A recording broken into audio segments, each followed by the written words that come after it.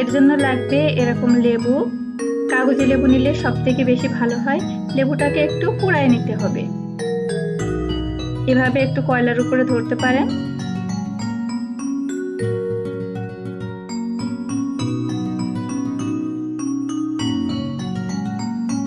এখন গরম থাকা অবস্থায় লেবুর রসটাকে চিপে বের করে নিতে হবে।